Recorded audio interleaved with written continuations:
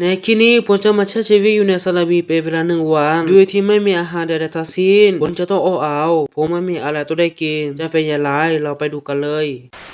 ในตอนนี้ผมอยู่ที่สนามบินของหมู่บ้านผมแล้วในคลิปวิดีโอนี้ผมจะมาใช้ชีวิตอยู่ในนี้เป็นเวลา1 วันโดยที่ผมไม่มีอะไรเลยไม่มีอาการล้มไม่มีอาการแย่ไม่มีข้าวไม่มีอาหารใดๆทั้งสิ้นไม่มีอะไรที่จะให้เรารับประทานได้สิ่งที่ผมต้องทำก็คือผมจะต้องอยู่ในนี้เป็นเวลา1 วันให้ได้ซึ่งที่นี่คือสนามบินของหมู่บ้านของผม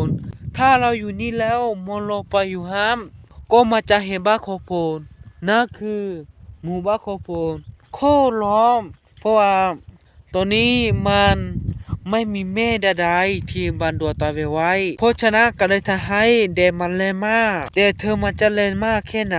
ผมจะต้องอยู่ในนี้เป็นเวลา1 วันให้ได้สิ่งแรกที่ผมจะทำเพื่อที่จะฆ่าเวลาก็คือผมจะเดินไปเดินมาผมจะกำหนดตัวเองว่าผมจะเดินให้ได้1,900ถึงจะพัก1 2 3 4 5 6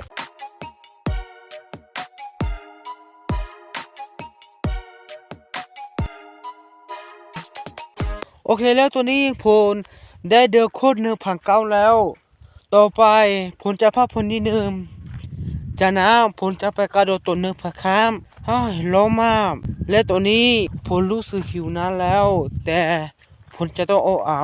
จนกว่าจะโคตร1 วันเอาล่ะแล้วตัวนี้ผมได้พักผ่อนมาสักพักหนึ่งแล้วเพราะฉะนั้นผมจะมากระโดดตัว1,000เลยเริ่มได้1 2 3 4 5 6 7 8 9 10ผมจะกระโดดตัวแบบนี้ให้ถึง1,000 11 12 13 14 15 16 17 18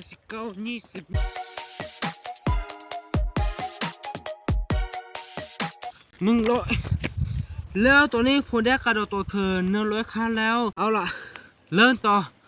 101 102 103 104 105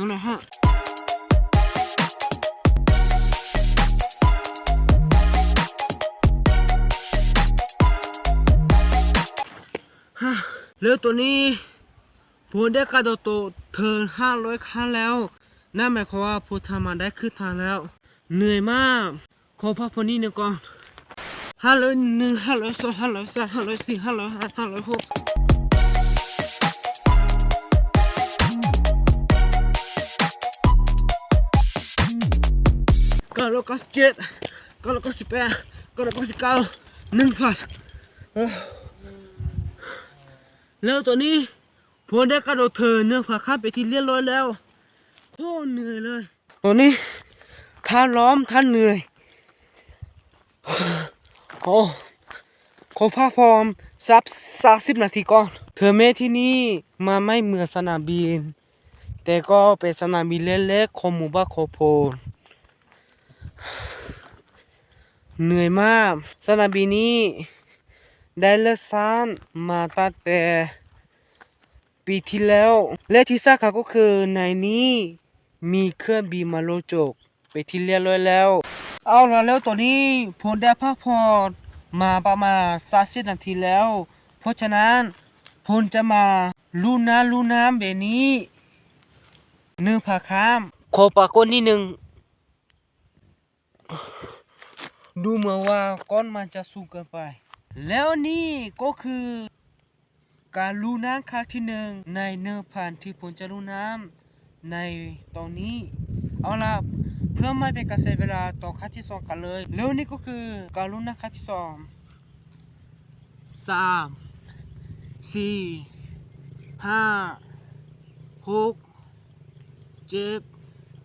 8 9 10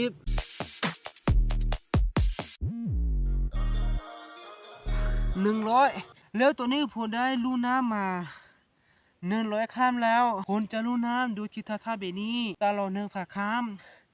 มาดูกันว่าผมจะทำได้หรือไม่ตัวนี้ผมบอกตัวเลยว่าผมได้ลูน้ำไปเพียงแค่100 ครั้งแต่ว่ารู้สึกเหนื่อยมากแล้วแต่ผมจะพยายามทำต่อไป101 102 103 104 105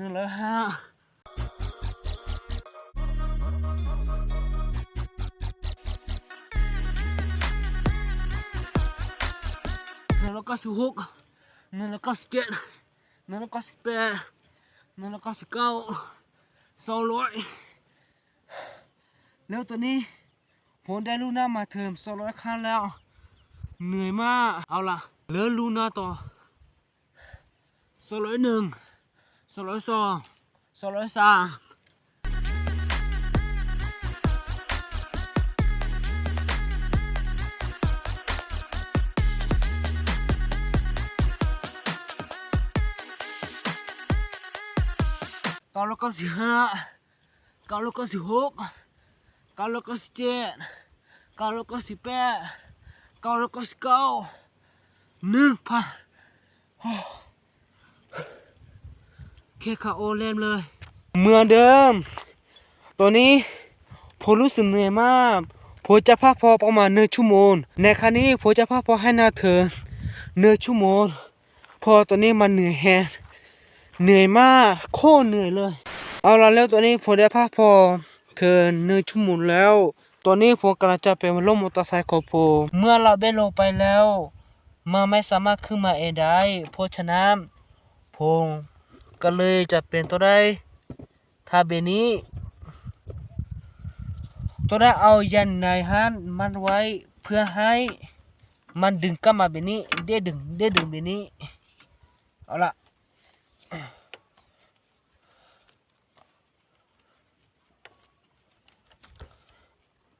เรียบร้อยรอดูผลวันนี้เยี่ยมส่วนผมตัวได้ใช้ชีวิตอยู่ในนี้ต่อจบกว่าจะเมื่อวันนี้ร้อนมากเลยเนื่องจากว่าผมไม่มีอะไรตัวได้ทำผมไม่ได้เอาเสบียงอาหารมาผมก็เลยไม่รู้ว่าจะทำอะไรได้แต่เดินเล่นอยู่แถวนี้แล้วก็พักผ่อนอยู่แถวนี้นอนน้ำไม่รู้จะทำอะไรที่สาขาก็คือผมอยู่ตัวคนเดียวก็เลยไม่มีอะไรต้องให้ทำผมจะต้องอยู่แบบนี้จนกว่าจะเมื่อวานมันดูกันว่าผมจะไหวไหมแล้วตอนนี้ผมได้กลับมาถึงบ้านแล้วหลังจากที่ผมได้ไปอยู่ในสนามบินประมาณ4 ชั่วโมงกว่าผมก็เลยตัดสินใจกลับมาเพราะว่ามันร้อนมากมาทนไม่ไหวถ้าหิวน้ำถ้าหิวข้าวทำร้อนผมทนไม่ไหวผมก็เลยกลับมานั่นหมายความว่าภารกิจนี้ผมทำไม่สำเร็จและในคลิปวิดีโอต่อไปอยากจะให้ผมทำคลิปวิดีโออย่างไรก็คอมเมนต์มาใต้คลิปวิดีโอนี้สำหรับคลิปนี้ก็บายแล้วเจอกันในคลิปหน้า